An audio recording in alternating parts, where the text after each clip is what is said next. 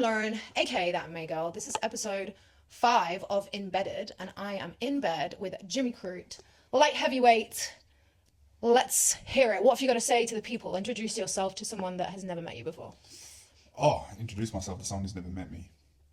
My name is Jim, and I like things. What things do you like? I fight in the UFC, and I live in Bendigo, and I like the simple things in life. I feel like that's a good way to be. Simple things. Simplify everything. Yes. Do you think you've always been that way? Yeah. I didn't really get sucked into the world. I like to do my own thing and stay away from the bullshit. I think that's a good way to live things. I feel like you can easily get dragged into all sorts of nonsense. So would you say right now you're happy? What is happy? Yeah. What does that mean to you? And what's like the foundations of how you live your life right now? I think being at peace is, you're better off being at peace than to be happy. Happy is like a fleeting thing. Yeah. Where if you're at peace, things can go wrong and you can not feel the best, but you can still be at peace and accept it and keep moving forward. I think that's good advice. I like that. Peace over everything, right? Yes. Do you think you've always felt that way, or Oh, no? No. As soon as I went, emotions are one thing. I don't have to let them overtake me. I can just sort of react and look at things through a more logical sense and a more present sense, and don't get swept away up in the emotions. Life is better. Yeah, I agree. I think that's a good way. I'm going to take your advice from now on and be more... I'll take no responsibility for anything bad that happens to you. Okay. We'll start. That's good advice to start with. We'll see what other subjects and see if I should follow you in those ones. Because, I got some advice from Quillen a little while ago, and he said, don't save money, just go to the casino. All on black. So I don't know if that was good money advice, but I feel like the peace advice is good so far. Oh, good. Well, we're on track then. Okay, yeah, we were on track so far. So I guess I want to delve back a little bit into your fighting career, but one moment I want to talk about is when you first put down your gloves. I think it was UFC 290. How was your head in that space? Was there ever a point where you thought that you'd come back, or did you feel like you were done at that moment? It was a weird one because it was a bit of a temper tantrum, I'm not going to lie. It was... this sport is ruthless and it'll take everything away from you and it doesn't owe you anything. And the best thing I did was come to terms with that and accept it. Yes, I could give everything to this sport. Doesn't mean it owes me anything. But in that moment, I was done and I was ready. I didn't know what I wanted to do, but I knew I needed to get away. And I did get away for 16 months. I stayed away. Yeah. And it was probably the best thing I did because I come back with my identity sorted. Come back with my identity sorted and stop putting so much weight into what I do. Do you think you came back with a completely different mindset than when you first put it down? Do you think you needed that ambiguity of not knowing whether you're going to come back to decide to come back? Or? Yeah. I said when I put the gloves down, I said I'm not coming back unless I'm called to. Unless I feel it within myself to come back. I didn't want to just be a guy that sort of rides it into the ground. So I got back home and I just started living life. It took me a while. I was not in a good spot. I was not in a good spot at all. I lost my mind a little bit. Got caught up in the wrong substances and was barely holding it together, if not holding it together at all. Yeah. And I just sort of kept putting one foot in front of the other. And I just kept saying to myself, those who endure to the end will be saved. Every day I tell myself that, no matter what negativity came into my mind, those who endure to the end will be saved. And then one day I just woke up and thought, I'm going to go back to training. Was there a specific thing that happened, or was it just a thought that just popped in, or was it a defining moment that you thought, I'm ready? No, I just sort of went back to training and enjoyed training instead of training to fight. I was just enjoying training and just learning again. I got into a mindset where I thought I knew everything and I stopped learning, which is a really, really bad place to be if you're an athlete. That pride sort of took over me. I just kept learning, and when you're learning, you enjoy it a lot more. If you have to prove yourself every session and be the top gun, then you're just you're burning from both ends. So I just got back into it, and then all of a sudden I went, I'm sort of feeling myself. I feel like I can start coming back. And then I did come back to the local scene, not MMA, but just the jiu-jitsu comp, and my knee exploded straight away. The first match, my knee just went nope. Yeah. And that was hard because I thought, maybe I can't come back. Maybe my body can't hack it anymore. And we got the surgery done, and the rest is history. Do you think there was a worry of if you really can't come back, that what would you do? No, life's good. Life's good no matter what you do. This is just something I do. This MMA game is just something I do. It's not who I am. My relationships, my family, the things I like to do outside of training is who I am. Not this is just something I do, and I happen to be very good at it. So it sort of goes hand in hand. Do you have any hobbies outside of training that might surprise people? I don't know if it would surprise people, but you know, I love my motorcycles. I love the outdoors stuff. I love karaoke, but that might surprise people. Really? I love that. I love my karaoke. Okay. I'm not good at it. What's your? But I feel like no one's really good at karaoke. I feel like the whole point is to suck, right? 100%. If you're good at it, fuck off and just go sing for a living. I feel like because not everyone's going to be good. So if I went with my friends and someone's really good, I'm not going to want to get up there and sing a song after someone's just smashed it. That's true. So yeah, no, I'm there to build people up. I sing and then everyone wants to sing after me because it makes them feel better about themselves. What's your song of choice? There's a few. I like Creed. I like singing Creed. I like singing Nickelback. I love the Backstreet Boys. Oh, really? Okay, I wouldn't have had you down as a Backstreet Boys fan. Yeah. No, like I don't listen to it in my spare time, but if you put it on a karaoke, I'm gonna fucking sing the shit out of it. You don't listen to it in your spare time? Not just occasionally? Oh, it pops on or something. Yeah, a little bop, you know? Yeah. Yeah. Okay.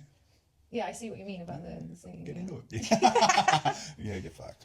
Sorry. Anyway, end of that. Like, see you later. No, but I feel like it's good to have hobbies outside because I feel like, do you find that a lot of fighters' identity is completely wrapped up in fighting, and then without it, it's like it's easy for people to kind of fall off, I guess, and you know, it's a tough thing to go through. 100%. It's sort of, I think you have to do your dues with it when you come to this sport. You have to give everything to it to sort of level up to a point where you can rely on your experience. But you know, I see it a lot in the young fellas in the gym where they're just completely wrapped up in it, and I look at them and I go, oh, I've been there, and I understand. When you come out the other side of this, you'll be better. But what do you think you could say to help them, or do you think they just need to learn it themselves? I think I could help them all. Just find Jesus Christ and you'll be sweet. You find your identity in Him. Don't find it in sport. Don't find it in something that's fleeting. But yeah, no, you have to go through it, and you have to come out the other side of it, and you either fall off or you stay on. Do you feel like your faith has helped you stay grounded? And like, again, was there a moment that you thought, okay, Jesus is what I need? Or was it something that was like a slow build that sort of crept in and then eventually you realized that was something important to you? It was definitely a slow build because I remember just sitting there, just out of my mind, sitting there, bong in one hand, fucking beers in the other hand, staring down at the floor going, what the fuck have I become? And I prayed. I remember watching a Tyson Fury video talking about when he hit rock bottom and he prayed and what happened, and that sort of went through my mind. I said, all right, I'm going to try this. I'm going to pray. And it wasn't easy because Jesus didn't come with love and light. He came with the truth for me. And it was like, oh, fuck, I need to change. I don't really like who I've become. So. But sometimes that is love and light, you know? Yeah, and tough love. Sometimes people think that it's like this, they're being saved by being coddled, but it's definitely not that way, you know? It's like, hey, get your shit together. You're like, whoa. He picked me up and said, all right, it's on you now. Now you need to change. I'll guide you out of this pit, but you can't be the same. What do you think the biggest change you had to make was to sort of turn everything around? It was a gradual thing. You know, I just learned lesson after lesson after lesson after lesson. I still learn every day. Sometimes I feel like I'm on the right track and I get hit with this sort of feeling and I'm like, oh, fuck. The pride's creeping in again, or the temptation's creeping in again. And it's just constant weeding. Because I always say the grass is greener where you water it. But you have to do the weeding too. Yeah. And it's a constant thing. It's not a miracle cure where you're fixed now. It's just constant maintaining. Yeah, and just keep on working at making, like, I guess, the best choices you can. Yeah. Or try to. And then when you fall, you have to pick yourself back up and keep going. How are you doing on the wagon at the moment? I'm all in, you know. Yeah. I'm very, very, very, very imperfect. I make mistakes every single day, but I feel like I'm definitely heading in the right direction. Yeah. And you're better off being further over here heading in the right direction than up here heading in this direction. Definitely. That's a good way to look at it. So being in Australia, I've been looking at a few different charities, and one of them is Lifeline, which is a men's mental health charity. And like, there was a few facts that I've seen that really kind of shocked me. And it's not just Australia, but obviously being in Perth, I wanted to look into it, that it's 3 times more likely that a man would take his own life than a woman. And obviously, again, being like a male-dominated sport with MMA, like, there's a lot of men out there struggling who don't have people to talk to, or maybe haven't found God or found something that guides them. And it's something that I think is also very prevalent in MMA. I've seen it coming up a lot more, and people are sort of allowed to talk about it, if not a bit more. But have you had any experience like with mental health that's shaped the way that you can help yourself, that you could pass that advice on to other people? Oh yeah. No, I went through the battle with it. It still tries to creep in every now and then, but I hand everything over to the Lord. If I feel something negative, I go, Lord, please take this away from me, and show me grace and mercy on my behalf, on my flaws. I battled with that demon for a long time, and it was endurance for me, just every day, not surrendering to those thoughts that want you to do something really fucked up. Yeah. Every day just going, no, and then it wasn't until I stopped trying to fight my own battles, I handed it over to the Lord and asked him to come in and fight for me, because you can never conquer it yourself if it's got a hold of you, you know.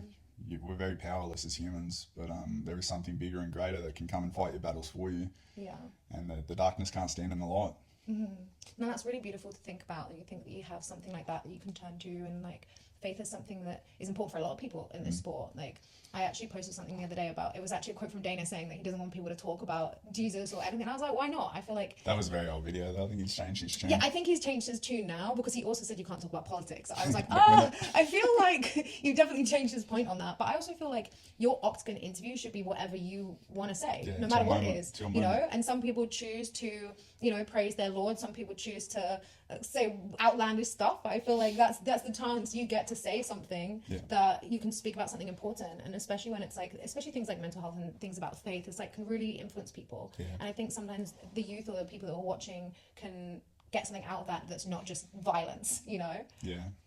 Do you think your relationship with violence changed when finding God, or do you feel it was the same? Was there ever a worry that you thought, now that you're maybe a bit more peace, that your violence you wouldn't be as good a fighter, I guess? Is that the question? No, I never really gave that too much thought, because it's never been about violence to me. I remember as a young fella training jiu-jitsu, we'd like, coach would demonstrate a technique and I'd go away and I'd go, and like it'd hit me sometimes. I'd be like, oh, this is actually to hurt someone. Like, wow, I never thought of it like that. And then I would get like a moment like that, would be like, oh, this is actually to do damage to someone. It wasn't my first train of thought. I just love the art of it. I love the martial arts.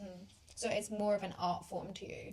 Yeah, and to me it's fun. So like, I don't look at it as violence. Like, it's like play rough, you know. Like, it's do you not ever feel bad when you like knock someone out? No, they're trying to do the same thing to me. You never like look down on them and say, "Oh, sorry." As soon as the fight's over, I like to help my opponents up and say, come on, get up. Yeah, I think there's a big part of respect in the sport as well that maybe some people don't understand, that are like seeking blood and, you know, wanting that. But there's also like not that I can say background in martial arts, but like my first martial art I tried was Muay Thai. And like there's so much respect around that. And you know, you bow to your opponent at the end. You're almost like kissing their feet at the end of them. And it's just like something really beautiful to see, some people trying to kill each other in the octagon and then afterwards being like, yeah, good fight. Like, it takes two to tango, and you don't get a fight without your opponent stepping up to the plate. So you have to respect them. How do you feel about the whole sort of media aspect of things? Because obviously, like, there's a bit of pressure on fighters now, social media, to, you know, beef with each other or try and make yourself a name in a certain way. Do you ever feel a bit awkward about that, or would you rather fight someone you don't actually like, or would you rather just go in there and get it done? I definitely, even if I've never had an opponent talk shit, so I can't really speak. Not yet. Out of 20 fights, I've never once has anyone ever talk shit. Maybe like one or twice, but you can't let the emotion get to you, in my opinion. And yeah, I'm going to try and fight them the same way, whether I dislike them or do like them. So to me, it makes no difference. I try not to actually pay any attention to what my opponent's doing. So you wouldn't watch like their fights or things, or their socials? I'll do a bit of study, bit of study, but like what people say and what people do are two completely different things. And if you invest in what they say, well, you're getting led astray. Because I know myself, I say things in the lead up to a fight as like a mind game. Sometimes I say things just to fucking go, oh, look over here while I'm going to get you over here. Take a bite on this. Yeah. Well, because I saw actually with who was it? It was Fluffy versus Strickland. He thought that he'd flipped off his daughter, and I always think about that fight and think, if I thought someone had flipped off my child, like that would be in my head in the fight. I'd be like, screw this guy, you know. So I don't know. Maybe that is part of the mind games things that works. Like if you're an emotional fighter, it's going to be hard to fight that person. First and foremost, it's mental warfare out there. Like if you can get the mental edge, you're so far ahead before the fight starts. So it is important to remind yourself it is mental warfare, and even if your opponent's being nice to you beforehand, there's probably a reason for that. Yeah, you got to try and see what the deal is. The smiling way. Who's playing the better game there, I guess. Yeah, I just go. But I guess, you know, you're the brute, but in person you're quite friendly and chill. Like, you don't really come across very brutish. Would you say it's only in the octagon, or are there other sides that might come out? You know, if someone doesn't like your karaoke song. Oh, fuck, that's it. Chairs are getting thrown. Or road rage, or... Nah. obviously no one's perfect, and I do struggle with emotion sometimes, but try to let them fly. You know, I don't try and attach to emotion. Just try and be present. I can't be fucked being angry, you know? I can't be bothered. Well, I'm going to waste energy. Yeah, I think it's a funny emotion because I feel like getting the rage or being angry at someone, it's like that energy doesn't really help you. No. Like, it's kind of like a waste of that one. I'd rather have a lot of different emotions over that, I guess. Yeah, peace. Peace first. Well, you hear it said all the time, like, resentment towards someone is like taking poison yourself and expecting it to hurt them. And just fucking kill them with kindness. Yeah, and just be like, hello. Have a good day. So I saw Steve Ersic the other day said that he was struggling a little bit with his losses, that he feels like a bit of a fraud. Like, can you empathize with that feeling? And like, what advice would you give him if he's thinking like that? Oh, I felt that way even before the losses came. I had that imposter syndrome when I got to the UFC because I didn't have any. I had one amateur fight, 7 fights in a row. Then I'm in the big leagues. Didn't have any striking fights before I got signed. I had maybe 50 jiu-jitsu matches, 60 jiu-jitsu matches. So I had that imposter syndrome really bad, even before the losses come. And then when the losses come, it just amplified. And sometimes I looked at the people I beat and go, how the fuck did I even beat you? I'm not that good. Did you work it out when you asked yourself that question, or were you just... I took time, when I had the time off, I just saw what I was doing in training, and I noticed that my performances were way better when I didn't even, when I got out of my own way and didn't even try to win. My performances were way better, and if you attach to things with your mind, it sort of gets in your way. And I just thought, fuck it, I'm either good enough to be here or I'm not. I'm just going to let it fly and leave it in God's hands. And it seems to be working really well. Yeah, I love that. So obviously you're recovering now from a surgery. How are you looking at that? Are you thinking about a date in mind, or are you taking every day as it comes, or like how are you seeing your recovery this time? Because I know you've been through quite a few ups and downs with injuries. So I guess if you're a pro recoverist, I don't know, how are you taking this one? Oh, it's been a blessing. I truly, everything happens for a reason. And it pulled me out of, I was starting to just, not quite, but I was starting to just inch back into old habits of putting what I do before who I am. And it was, in my opinion, Jesus pulling me out of the fire just to say, hey, get your priorities straight, kid. Yeah, take a rest. Take a rest and get your priorities straight. What's truly important in life. Before he shows you something else that you... Before it happens in the fight. Yeah. Then I go back into a hole. Touch with it, okay. Oh, the head, yeah. But no, it's been a blessing because I genuinely feel like I'm improving still. The recovery is going incredibly. Yeah. People are actually shocked with how quick I'm recovering. I think a lot of it is mental, for sure. I feel like if you are like, oh, how long is this going to take and you're stressing, I feel like even raising your cortisol, your stress is not going to help with, the biology of it, I guess, of the recovery. Absolutely. It all starts in your head, and where your mind goes, your body follows. And instead of thinking about all the things I can't do, I just think of what I can do. Yeah. I might not be able to go back and kickbox, but I can at least hit pads boxing. I can spar with boys in boxing that look after me. Yeah. I can do drills. I can enjoy the sunshine on my back. I can spend time with my family. I can go for a motorcycle ride. I can cook up the barbecue and feed everyone. Love that. Those are more important things really than doing something that's going to risk hurting you more. Yeah. And then when I come back, I'm just going to be better. So it's good. Do you think if that it does make it better? When you break something or you hurt something and you come back, you're stronger on that part. Yeah. It's the refining fires. You come back more refined. You come back sharper between the ears. You come back knowing yourself better. Yeah. Every injury that I've been through, I've sort of come through it, and I'm like, fuck, it's nice to meet me again. I've made things about myself that I didn't know. Yeah, of course. So do you think you like spending time alone? Do you think that helps you discover kind of a bit more of who you are and what you want in your life? I spend a lot of time by myself. I used to self-isolate quite a bit, which was not a healthy habit. I socialise a lot more now than I used to. Do you have a camper van trip? Yeah, I used to live in my van. Oh, really? That's cool. I used to live in my van with my American Bulldog, Woods, who's passed away, but yeah, he was the best. But me and Woods, 65 kilo. Yeah. 65 kilo? He was a monster. What? A 65 kilo Bulldog? There wasn't much room in the van. That's crazy. That's heavier than me. Yeah, he was a beast of a thing. Wow. He was a good boy. That's cool though, with that around Australia, I presume. Anywhere around Australia, just park up and go on adventures with him. It was it was really nice. Yeah. I think it's a great place to do that. I think that was one of my favorite trips that I ever did, was a camper van in Australia. Yeah, it's good. And it was actually not a camper van. It was actually a 1996 Land Rover Discovery with a rooftop tent. So it was definitely not like a... Still nice. Yeah, oh my, it was Still would've been amazing. an incredible experience. It was so good. And I didn't realize that obviously Australia's very, very big. And like there's a lot of places where there's no phone signal, no light pollution. I'm like sitting there watching shooting stars. Like it was actually incredible. Australia has some of the best, well, not some, has the best landscapes in the world. Like I went from Darwin to Perth, so it was like quite a big trip. But That I is was like, massive. I didn't even know any of the places in between. Like knew nothing. I was Yeah. just like, okay, let's go. Like it was really awesome. So. You travel more around Australia than I have. Well, I haven't done the East Coast as much, so maybe like one day. But I feel like that's kind of the dream, isn't it? Like. I got to Sydney quite a bit because I got like Volk and Rob and Colby and Uncle Joe and Alex and stuff. Yeah. I go up and see them boys quite a bit in the van. It's always an awesome trip. Do you think there's something in the water with like the Anzacs, the Kiwis, the Australians? Like, why are you all such good fighters?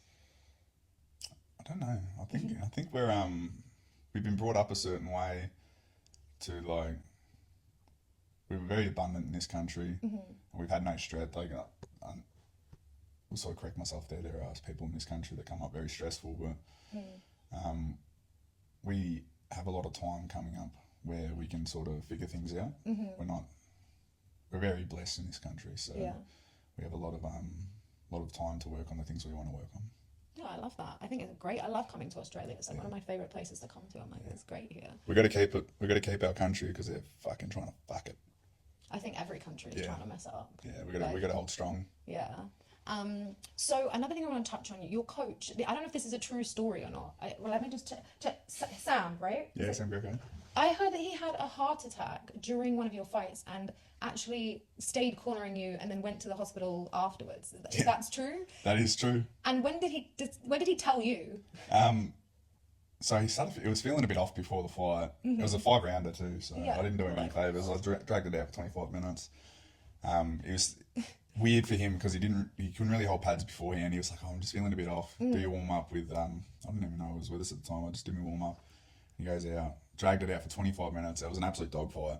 Who are you fighting? Kim Jong-un. He was a Korean fella. He was tough as nails. But the fight finished and we go to walk backstage and I saw some people I knew and I went to walk over to sort of celebrate with them and Greco goes, no, Jimmy, get the fuck backstage. Yeah. I'm like, oh, all right, fair play. What's going on? I get backstage and he goes, mate, I'm actually cooked. I need to go to the hospital. I'm like, what? He goes, I'm fucking cooked. So Paul took him to the hospital. Yeah. He had a 94, I think some massive blockage in his heart. He was having a heart attack during the fight. And he's just like, let me just... just endured. And you're like, I'm going to let it go to decision. Yeah. Fucking, how selfish of me. But yeah, that was wild. He stayed through the whole fight and I can't imagine that it would have felt very good. So he would have been in some pain and he just endured to get the fight done. Went to hospital and ended up fucking needing surgery and putting some stints in. And I mean, that's a serious commitment, you know. He's a different breed, Greco. Yeah. He's one of the toughest men I know. That's amazing to have him in your corner then, someone. Yeah. But I guess your story with him, you did leave his camp, right, and go somewhere else. How did you cope with that? Was that a tough breakup, considering he'll have a heart attack for you? But this was before or after the heart attack? After. This was after, yeah. No, I think during COVID, everyone, sort of, the way Victoria was during COVID, it was very, very dark. It wasn't a good... I heard, yeah. It sort of put us all in a really negative space and things really weren't working. And me and Greco both had a lot of growth to do and I wouldn't change a thing. Obviously I left. I lost my mind. I was battling psychosis and I was fucking not on this planet. And I left, went and had that fight with Alonzo. Didn't go very well. Retired. And then during my recovery period, I started just like, Greco's voice would sort of pop into my head every now and then. I'd be like, fuck, this is what he was talking about. Yeah. He has this slogan, I am a fighter. And he's basically saying like, we're fighting every single day. Not even outside of the octagon, like every day is a fight and we can't give up. And I texted him one day and I just said, I understand what I am a fighter means now. Yeah. Because I used to say this all the time. Like I retired from the sport. I walked away from fighting, but I never stopped fighting one day in my life. I was fighting every single day. Just different battles. The good fight. Yeah. The good fight. And I still fight the good fight. You know, that's more important than anything. Fighting in the the spiritual warfare, that's the hard part. Yeah, it's the hardest bit. So we're all fighters, and that comes from Sam Greco. I am a fighter. Yeah, so you came back to him like, you know Yeah, what? and I remember I was actually Si's funeral. One of our boys, he had a fight in Thailand and sadly got put into a coma and passed away. Gosh, I'm so sorry. Yeah, it was not a good time, but went to his funeral and I caught up with Ricky Beecham, one of my best mates, and he was training out with Greco, and he just looked at me and he goes, "Bro, come back, come back, mate." Yeah. And I had a little bit of pride, and I said, "Oh, I'll talk to Greco," and rang him up, said, "Greco, let's have a chat," and the rest is history. Yeah, I love that though. I guess as you said before, like everything happens for a reason, and you maybe needed that to come back, even if you could tell between your legs a little bit and be like, maybe you're swallow right. your pride a little bit. And go, Greco, yeah. I mean, we both grew a lot. It was And I'm sure he welcomed you with open arms. yeah. So He always wanted the best for me. He always wanted the best for me. And even Shuey, like my original jiu-jitsu coach, I came back and started training with him again. It was funny because one of the prayers I said when I first came to Jesus was, I want my original team back. Lo and behold, look at it now. I'm with my original guys. yeah, God provides. He does I provide. feel like Ask and you shall receive. even if you take a crazy journey to get there, like it always happens the way it's supposed to happen. And even in the times where you think I really want this now, and you don't get it, I feel like you realize later on it was kind of supposed to be. Yeah, with this knee, I thought when it happened, I said, I don't know why, but thank you, because I know this is for my betterment. I look at it now, I just say thank you. I know why. Now you've got a super knee. Yeah, and I just, my mindset is different. The work he's done within me in the last 6 months, I feel like I would never have made this progress if I was in the in the trenches. Yeah, of course. And obviously, I'm presuming you saw the Jury and Allberg fight, and he's now in Vegas getting his recovery on his knee as well. His ACL. Oh, he did his ACL. Okay. I think so, yeah. Could you see you fighting him at some point, both with your, almost newfound legs? Yeah, I'll be on his tail. I really like Allberg. I think he's a really, really good fella, and I have nothing but respect for him and his team. But this is the business we're in. You're holding the title. I'm coming for the title, but I'd rather fight other people outside of the Anzacs. But if we had to, we would put on a good fight. At least you'd be keeping the belt within the Anzacs. Yeah. But we'll see what happens. I wish him nothing but the best on his recovery, and we're either going to train together or we're going to fight. So yeah, I actually got a lot of stick for picking him to win that fight. I did like a collab with some other like interviews and creators and stuff, and I was the only person that picked Allberg. And never have I ever had a post had so many people DM me telling me like you're wrong and all this.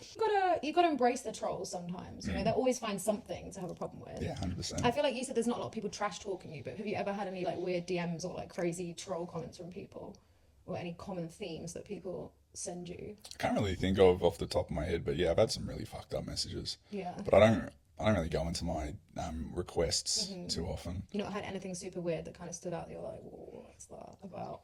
Not even trolling, but sometimes people are just odd. Yeah, people want some fucked up shit. Yeah. I just go, oh, no, thank you. I'm not even going to give you the time of day. I'm going to delete this message straight away. Oh, but now they're going to know that you read it. No, just delete it. Yeah, be like, no, I never even saw it. No, because it just encouraged people to send more. Yeah. But sometimes I get on there, like very rarely do I get on there and I just like, if someone sends me a trollish message, I'll go, fuck, I'm gonna have a bit of fun with you. Yeah. Let's have a little spar. Yeah. Let's have a little verbal spar, but not really too often anymore. Yeah. Can't be fucked. I just get a lot of people telling me like, you wouldn't survive a second in the octagon. I'm like, I know, I'm not trying to be in there. Like, really? Neither would you. As if it's like news to me. Yeah. I'm like, if somebody that like is not very good at MMA, that's not a professional in any way and not really like super athletic at any of the attributes I would need to be a fighter, it's going to be a surprise to me that someone's going to tell me that I wouldn't last in the octagon with a male professional fighter. Yeah, who would have thought? Yeah. Sometimes I'm tempted to be like, I'd be fine. Why are you doubting me? Just to start an argument for no reason. But like, I reckon I could last maybe 5 seconds of running away. Maybe. I don't know. Even that, probably not. But yeah, they say like it's supposed to be hurtful. Yeah, and I'm just like, okay. Cool story, bro. Yeah, but it happens a lot, and I'm like, this is a comment. It's like a comment that a lot of people have that they think when they say it, they're like, yeah. They're typing it like, this is gonna be so funny. I don't get it. That's my favourite response to most of those people. Cool story, bro. Yeah. It's a cool story, bro. Nice one. Now, I have some mean tweets here about some of the people on the card this weekend. Oh. Let's see if you can guess who they're talking about. Oh, fuck. Okay, so technically amazing, but somehow still boring. And obviously, these are not my opinions. These are people on Twitter or Reddit mostly. Somehow still boring. I don't know. You can guess. I got, oh, If you get it wrong, they'll be like, you know, what? like there's multiple reasons. I don't actually keep up with the sport. Yeah. Do you know who's fighting this weekend? I know the Aussies. That's Okay. about it. Yeah. So we've got JDM versus Prates. We've got Quillen versus Dariush. We've got Seg versus Elliot. Ty versus Louis Sutherland. Brando versus Gaz. None of them guys are boring. I don't think this person's boring. It's just, you know. I think I did say see that tweet actually. I don't. But it's kind of a compliment. Technically amazing. Like, that's a compliment. Was it JDM? No. I was gonna say. It was Dariush. He's exciting. Yeah, I thought so. But too. like they're all exciting on the main card. Okay, this one went from knocking people out to just showing up. Just showing up. Yeah. Bam Bam. Yeah. I love Bam Bam. Bless him. I love him. I really, really hope that he can get the win this weekend. I fucking love that bloke. See, he's fighting a Brit, so I feel like I need to support Louis, but I don't know if that's just a thing that you need to do. You need to support your people. Whatever happened will happen. Yeah, we'll see. I think it's got harder the more I watch the sport, because I watch, I'm like, I don't want people to lose. I don't Yeah. like that. It's worse though. It's like when I go, or like when I become friends with people and they're getting like beaten the shit out of in front of like their partner or their kids. I'm like, that's when it gets like honestly, if I'm being honest, every fight week, I'm like, this is barbaric. I'm not watching this. I don't know. Why am I watching this? This is silly. I need to get a better hobby. Like, why? And then every week I'm just back there again. Like, here I am. But It makes you feel any better. Just remember that this is the life we chose. yeah. Do you think that choosing this life, there has to be maybe like a screw loose somewhere with everyone? Or do you think... Yeah. Yeah. Yeah. How many screws do you think you have loose particularly? All of them. All of them? All the screws are loose. Yeah, everything just like rolling on the floor. And you just fall. But it's part of it's my character. It's who I am. So I'll embrace it. Okay, yeah. I am a fighter, yeah. Go back to Sam. Okay, maybe I'll give you one more. Which one? Okay, looks like he sells fake watches on the beach.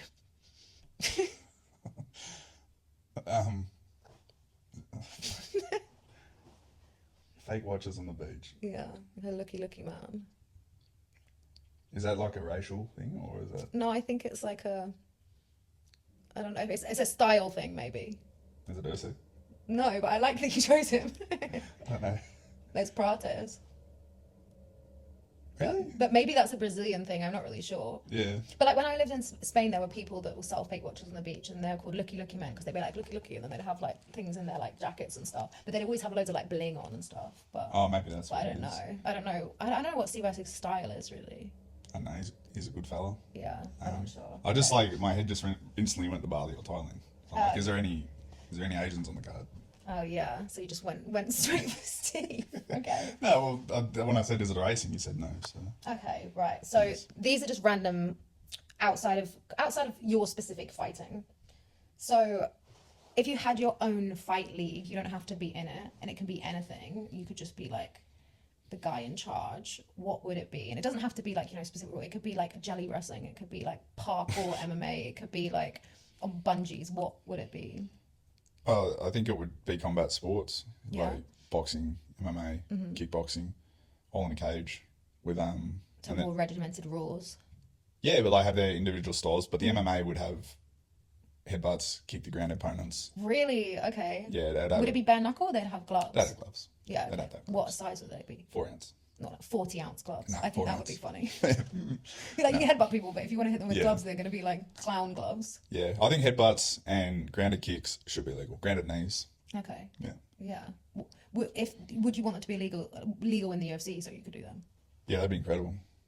Do you think? If do headbutts you think were a lot of legal, people would use them? if headbutts were legal, I would be undefeated. I reckon. Yeah, I mean, test it. I'm not sure, but I guess it happens by accident sometimes. So now people are going to watch your next fight, and if you accidentally headbutt him, it's going to come straight back to this like, It's that little meme that's like, Yeah. So funny though, but I guess I don't know. Headbutts would kind of scare me. What do you think needs to be done or if anything, to the rule set to kind of stop eye pokes and dick kicks, or is it more ball kicks? Yeah. Do you think there's anything that can be done to kind of stop that happening? They tried to change the gloves. It didn't work too well. Need harsher punishments. Like if it's like a complete accidental, like you're pulling away and you're not But if you come forward like that, you should get a point deducted, whether you fucking poke him in the eye or not. Because I actually did an interview with Mark Goddard about this, and he was like, the thing is, like, fighters are always for the point deduction until it's them. And I kind of get that, but then at the same time, like, yeah, don't do it, you know? That should be a foul. And I think there should be even if it's this far away from their head, it should be a foul. Yeah, straight like this. It's different if you're like pulling away and doing that, or like coming forward like that. But if you start doing this, and that is part of the rule, you're not allowed to do that, but they don't punish it. And sometimes they seem to they get quite a few warnings before something happens. What about kicking people in the balls? Oh, would that be legal in your fight game? It doesn't, no. But I think people milk it because you're wearing a cup. Yeah. I mean, it does hurt, but fuck, you'll be right. But I guess everyone's different, you know. Maybe people with like big, bit massive sensitive balls. Yeah, that's my problem. I don't feel it. Yeah, you just like whatever. You just headbutt them and get on with it. Yeah. No, once depends. Like you can tell if it's malicious or not if you're trying to buy. But like, yeah. Do you think people do that a lot in this sport? Do things on purpose? Yeah, you know, you get one free one. I've never done it. One free. Okay. I've never done it. Yeah. So you've stacked them all up, or is it one per fight? No one, like people, that's some people's mindset. They need to take a breather though. And that's why I think it's important if you get kicked in the balls, don't give them a fucking breather. If they've done it on purpose to get a breather, don't give it to them. Yeah. But unless you're really in pain.